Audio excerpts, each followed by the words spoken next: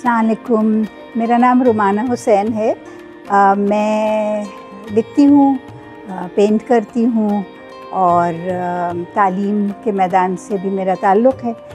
और ये बात करनी है पुराने वक्तों की, और आप देख ही रहे हैं कि मैं बहुत पुरानी हूँ, तो इसलिए ज़ाहिर है कि मेरा जो बचपन था और जब हम बड़े हो रहे थे, मैं कराची में पैदा हुई, तो उस वक्त से और आज जो हमारा रहन सहन है बहुत ज़्यादा उसमें फ़र्क है। तो यहाँ मेरे घर में एक लालटेन अब तो सिर्फ़ ये एक डेकोरेशन पीस की तरह से टांगी गई है, लेकिन ये कभी इस्तेमाल भी होती थी।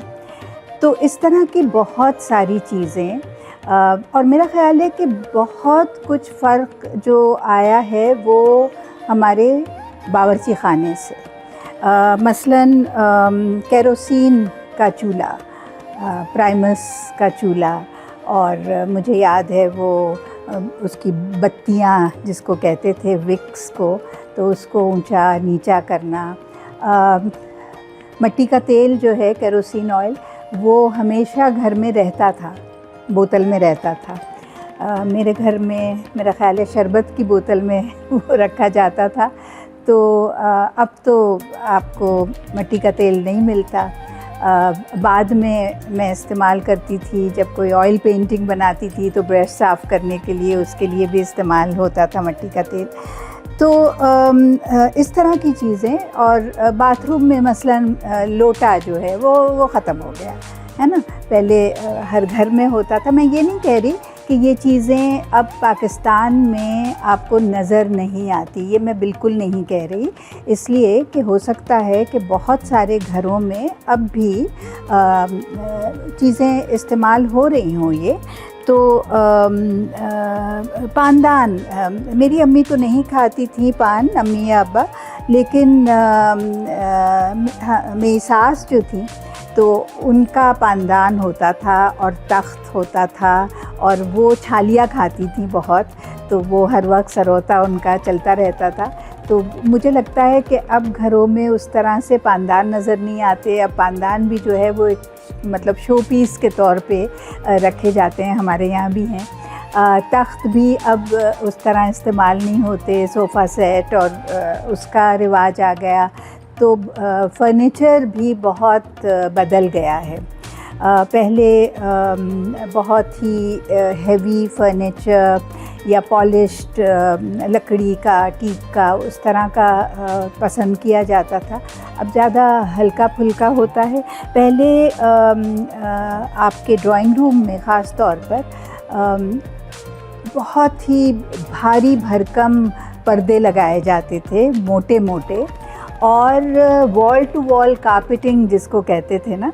तो ये सोचे समझे बग़ैर कि कराची है और बहुत गर्मी में बहुत गर्म हो जाता है, और ऐसा यानी खुला फ़र्श जो है ठंडा रहता है, लेकिन वो एक तक़लीद थी बाद में, क्योंकि जिस मैं बावर्ची ख़ाने की बात कर रही हूँ वो फिर अमेरिकन किचन कहलाने लगा, और वो रिवाज सारा जो पैदा हुआ। चौकी पर बैठ के मेरी अम्मी खाना पकाती थी, यानी खाना भी जो पकता था वो फ़र्श ही पर, चूल्हे फ़र्श ही पे रखे होते थे। खड़े होकर पकाना जो है वो मेरा नहीं ख़्याल कि वो किसी घर में भी उस तरह से होता था, वो बहुत बाद में वो चीज़ें आईं। दस्तरखान होता था, दरियाँ होती थी घरों में, और मैंने लिस्ट बनाई हुई है यहाँ ताकि मैं कोई चीज़ भूल ना जाऊँ, रह ना जाए। हाँ, पानी जो है ना वो मटकों में रखा जाता था। आप बाहर अगर हमारा बाग देखें तो उसमें भी अब सिर्फ वो डेकोरेशन के तौर पर वो मटके रखे हुए हैं, लेकिन वाकई इतना इस कदर ठंडा पानी रहता था। वो आमतौर पर किसी छज्जे के नीचे या खुली जगह में, खुली हवा में वो मटके रखे जाते थे ढक कर, और पानी हम उसमें से पीते थे, और एक पीतल का कटोरा होता था उससे हम पानी पीते थे, डोंगा होता था जिससे वो निकालते थे पानी। और इसके अलावा सिलबट्टा है मेरे पास, लेकिन अब इस्तेमाल इसलिए नहीं होता कि ब्लेंडर्स आ गए, बरसों से ब्लेंडर आ गए और हैंड हेल्ड ब्लेंडर भी हैं। तो लेकिन मेरा ख़्याल है जो सिलबट्टे पर जो मसाला जिस तरह से पीसा जाता था और चटनियाँ जिस तरह से बनती थी, तो उसका कुछ जायका भी और उसका मज़ा कुछ और होता था। इसके अलावा हवनदस्ता, तो वो भी अब क्योंकि आप उसको भी मशीन से अपने मसालों को पीस लेते हैं तो उसकी ज़रूरत नहीं पड़ती, वरना हर चीज़ पहले हवनदस्ते में उसको ज़रबें लगाकर और कूट कर उस तरह से चीज़ें तैयार होती थीं। और हाँ, तांबे और पीतल की मैं बात कर रही थी ना, तो बर्तन भी तांबे और पीतल के होते थे और कलाई वाला जो है वो बहुत पाबंदी से यानी गलियों में आवाज़ें लगाते थे कि कलाई करवा लो, और अगर बर्तन जब काले हो जाते थे तो उस पर कलाई करवाई जाती थी। रुई पींजने वाला आता था। रुई जो है वो एक उसके पास बहुत एक बड़ी सी एक क्या बताऊँ आपको, यानी जैसे सितार होता है ना, लेकिन उससे भी कहीं ज़्यादा बड़ा, 2 सितार के लगभग, और वो अपने कंधे पे उठाकर और वो जो उसकी डोर होती थी उसको बजा के तो पता चल जाता था कि ये रुई पींजने वाला है।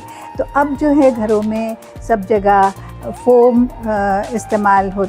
के मैट्रेस इस्तेमाल होते हैं, तो इसलिए वो रुई के जो गद्दे और चीज़ें इस्तेमाल होती थी और जिसको फिर रुई की सफाई करके और दोबारा भरी जाती थी, वो सब ख़त्म हो गया है।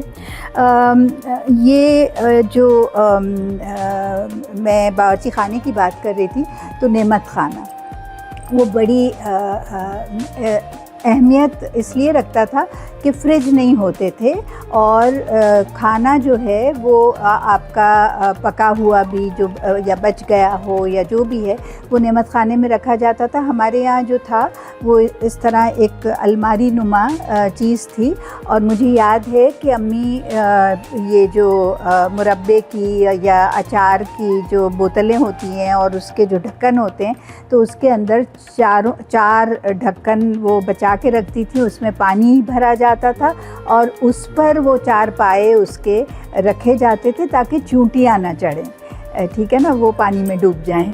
तो छींके भी होते थे घरों में जिसमें प्याज और आलू इस किस्म की चीज़ें रखी जाती थी।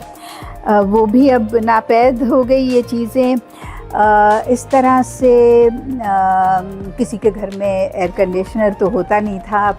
हाँ, पंखे थे, लेकिन हाथ से झलने वाले पंखे जो थे वो भी बड़े आम थे और किस्म किस्म के पंखे थे हमारे घर में भी। और उसके अलावा क्या था, रेडियो। मेरा ख़्याल है रेडियो की जो अहमियत थी उस ज़माने में वो अब नहीं रही है। अब आम तौर पे जो लोग गाड़ी चलाते हैं तो गाड़ी में रेडियो होता है तो सुन लेते हैं, लेकिन पहले रेडियो जो था वो जिसको हम टीवी लाउंज कहते हैं ना, चाहे अब सारा ख़ानदान बैठकर टीवी ना देखता हो उसमें इकट्ठा, लेकिन रेडियो इस तरह इस्तेमाल होता था कि पूरा ख़ानदान जमा होकर, ख़ास तौर पर इतवार के रोज़ सुबह हामिद मियाँ के यहाँ एक प्रोग्राम आता था, वो सुना जाता था, या फिर बच्चों का जो प्रोग्राम होता था नौनिहाल, वो सुना मैं कम से कम वो बहुत शौक़ से सुनती थी। तो रेडियो की बड़ी अहमियत थी। उसके अलावा गाने, मुसलसल आपको लोगों के घरों से गानों की आवाज़ें आती थी, ठीक है। रात को वो रेडियो से लॉन सुना जाता था, बिना का गीतमाला उस पर चलता था, तो सब बड़े शौक़ से वो सुनते थे।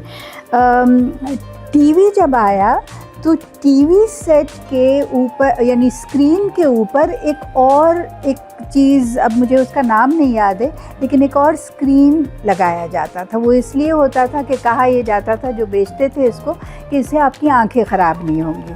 तो रेडिएशन जो है वो आँखें ख़राब करता है, क्योंकि टीवी इतना आम नहीं था, हर एक के घर में नहीं होता था। तो अगर पड़ोस में जाकर देख रहे हैं और भी बच्चे अगर मोहल्ले के आए हुए हैं तो सब बड़ा करीब से भी बैठ के और टीवी देखा जाता था।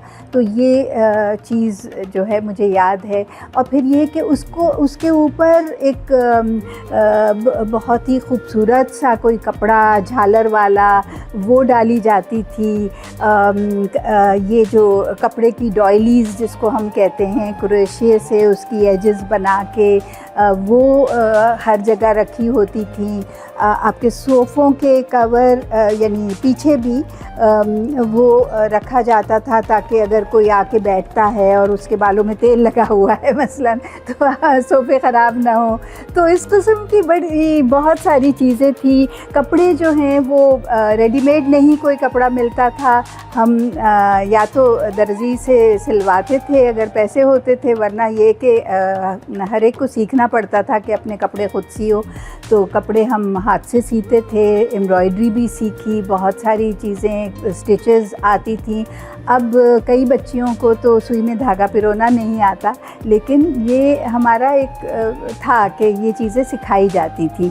अच्छा, उसके अलावा हाँ, कपड़ों की बात आई तो जो मैले कपड़े धुलते थे ना, तो एक फ्लैट सा एक डंडा होता था और उससे उसकी पिटाई होती थी। हर कपड़ा जो है उससे ज़ोर ज़ोर से उसको पटका जाता था, मारा जाता था, यानी साबुन में रगड़ के वो करके। और मुझे उसकी लॉजिक नहीं याद कि क्या थी, लेकिन बहरहाल वो कपड़ों की पिटाई ज़रूर होती थी और फिर वो धोए जाते थे। उस ज़माने में घर कम लोगों के होते थे, ज़्यादातर फ्लैट्स में लोग रहते थे और पुराने शहर में रहते थे। तो ये जो सबर्ब्स हैं, बस्तियां हैं, वो बाद में बनी। तो मुझे ये याद है कि ऊपर जो लोग रहते थे, यानी पहली मंजिल के लोग भी, लेकिन और जो ऊपर रहते थे दूसरी, तीसरी, चौथी, तो टोकरी जो है ना वो बहुत ही ख़ास चीज़ थी, जिसके ऊपर एक लंबी सी रस्सी बंधी होती थी। और नीचे अगर सब्ज़ी वाला आया या ये जो कबाड़िया आया या और कुछ बेचने ख्वांचे वाले, तो वो नीचे डाल के टोकरी और जो सौदा था तो ऊपर से चीख के जो खातून थी वो बताती थी कि ये दे दो, इतना दे दो, ये इतने सेर चलता था उस ज़माने में। तो ये चीज़ें इस तरह ख़रीदी जाती थी, फिर वो पैसे पूछती थी और फिर वो पैसे भी नीचे इसी तरह उतारे जाते थे। तो सीढ़ियाँ चढ़ना उतरना उसकी ज़हमत से लोग बच जाते थे। अब हो सकता है कि जो लोग खारादर या बंदर रोड या बंस रोड वग़ैरह के जो इलाके हैं जहाँ पर बहुत सारे ऐसे महल्ले हैं और लोग रहते हैं, तो हो सकता है कि आज भी वहाँ ये टोकरियाँ इसी तरह ऊपर नीचे जाती हों। फिर घरों में जो वॉल डेकोरेशन है, दो तीन चीज़ें हर घर में आपको मिलती थी कि एक बड़ी सी घड़ी, वॉल क्लॉक, वो लगी होती थी, एक कैलेंडर वो ज़रूरी था, और अगर मुसलमान मुल्क है, मुसलमान घर है, ख़ानदान है, तो ज़रूर कोई कुरान शरीफ की कोई आयत वो फ्रेम करके और लगाई जाती थी। तो ये चीज़ें बड़ी आम थी। और हाँ, अगर शादी की कोई तस्वीर है, ब्लैक एंड वाइट का ज़माना था वो, तो वो तस्वीर भी फ्रेम में वो भी टंगी होती थी। तो ये दो तीन चार बस चीज़ें थी जो दीवारों पर नज़र आती थी। और उसके अलावा फिर क्या होता था, मेरे ख़्याल है मुझे जो कुछ याद आ रहा है तो यही सब चीज़ें थी। तो बहुत रहन सहन में, लाइफस्टाइल में बहुत सारा फ़र्क आया है। बड़ों को सलाम करना भी मेरा ख़्याल है कि अब बच्चों को उस तरह से नहीं ग़ालिबन सिखाया जाता, लेकिन ये भी ट्रेनिंग बहुत ज़रूरी होती थी कि आप कहीं भी जाएं या किसी के घर में या रास्ते में भी कोई मिल जाए आपसे बड़ा, या चाहे वो घर पे जो काम करने वाले आते थे उनको भी सलाम करना बहुत एक ज़रूरी चीज़ समझी जाती थी, जो आज भी मेरा ख़्याल है कि मेरी उम्र के जो लोग हैं वो आज भी ये करते हैं, इसलिए कि हमारी जिसको कहते हैं ना, हमारे खून में वो शामिल है वो चीज़। इतनी ट्रेनिंग हमारे वालिदैन ने की थी, तो बस ये है। शुक्रिया।